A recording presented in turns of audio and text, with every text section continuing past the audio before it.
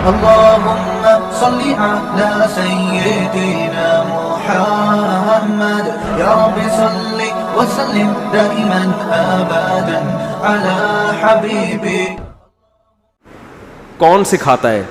اسلام سکھاتا ہے کہ چھوڑ دو ابا کیا کہہ رہے ہیں، اماں کیا کہہ رہے ہیں. ٹھیک ہے نا. دیکھو میں بھی اگر باپ دادا کے پیچھے چل رہا ہوتا تو میں ہمارے ابا اماں تو ہمارے ہاں تو خاندان میں رواج ہی نہیں تھا دوسری تیسری کا. معذرت کے ساتھ ہم تو طبیعت سے پٹے تھے. ابا ہوتے تو اب تک مر چکے ہوتے. ہم ابا نے تو ایسا پکڑ کے کوٹنا تھا. تو ہمیں خاندان کی ذہنی غلامی سے کس نے بچایا؟ اسلام نے.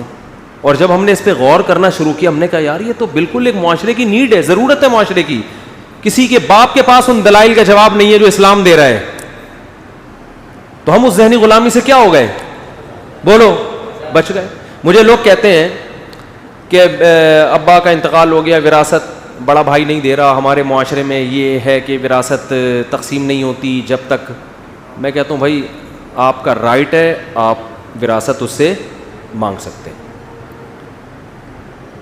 تو اگر ہم ذہنی غلام ہوتے تو ہم کہتے ہیں آپ کا کلچر جدھر کو لے کے جا رہا ہے آپ کیا کریں.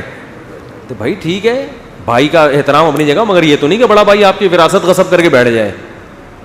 ایسا کرنے کی اجازت نہیں ہے.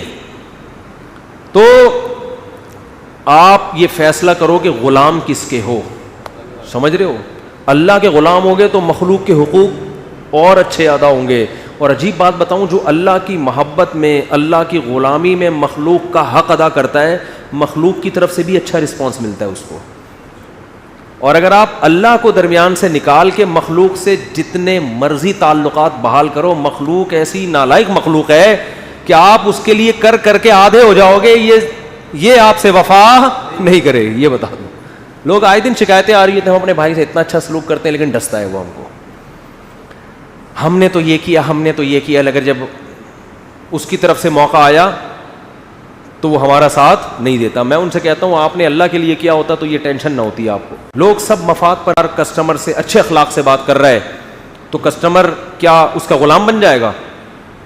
ہے بھائی، کسٹمر کو پتا ہے اپنی پروڈکٹ اس نے مارکیٹ میں اس کا چورن اسی طرح بکے گا. ٹھیک ہے نا.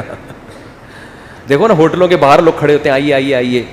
اب تو جو کراچی میں ہوٹل ہے نا وہاں باہر تک روڈ پہ آئے ہوئے ہوتے ہیں، please sir please sir please please. جو کر رہا ہے نا اس لیے نہیں کہ آپ اس کے کچھ لگتے ہیں، اس کو پتہ ہے گالیاں دوں گا تو کوئی بھی نہیں آئے گا. اگر وہ کہے الو کے پٹھے ادھر آ کے کوفتے کھا لے، کبھی بیٹھ کے ادھر بھی کھا لیا، اگر ہمیشہ یہاں سے مجھے منہ چڑھاتا ہوا گزرتا ہے اصولی طور پر، تو اس کے اندر کے جذبات تو یہ ہوتے ہیں اندر جو ہے نا اس کے کہ یار میں دیکھ رہا ہوں، میں یہاں سے ہمارے ہوٹل بھی ویسا ہی ہے، تو یہاں سے کراس کر کے وہاں جاتا ہے، اس کا کھانا بھی مہنگا، تو شرم ہی نہیں آتی. دل اس کا چاہتا ہے گالیاں لکھ کے آپ کی گاڑی پہ لگا دے، لیکن وہ ایسے بات نہیں کرتا. وہ کہتا ہے سر پلیز آئیے نا، آئیے پلیز. آپ دھکا دیتے ہوئے گزر جاتے ہو، ذرا بھی غصہ نہیں کرتا، تیری ایسی کچھ بھی نہیں. لیکن اس اخلاق پہ آپ کے دل میں اس کی محبت کے اتنے سے بھی جذبات پیدا نہیں ہوتے. آپ کو پتہ ہے یہ مفاد پرستی کی دنیا ہے بھائی. جہاں اس کا مطلب ہوگا تو سر سر کرے گا، جہاں مطلب نہیں ہے. مجھے یاد ہے ایک دفعہ بائک میری پنچر ہو گئی، روز پنچر ہو رہی تھی، اور ایک ہی پنچر والے کے پاس جا کے رکتی ہر دوسرے دن. پتا چلا اس کمبخت نے تھوڑا پیچھے کیلیں ڈالی ہوئی ہیں میرے روڈ. میں نے وہ کیلیں دیکھی، ویسے تھینک یو کر رہا ہے، آئیے سر آپ پھر آ گئے. کیلیں پیچھے ڈالی ہوئی ہیں اس نے. تو مفاد پرستی کی دنیا ہے.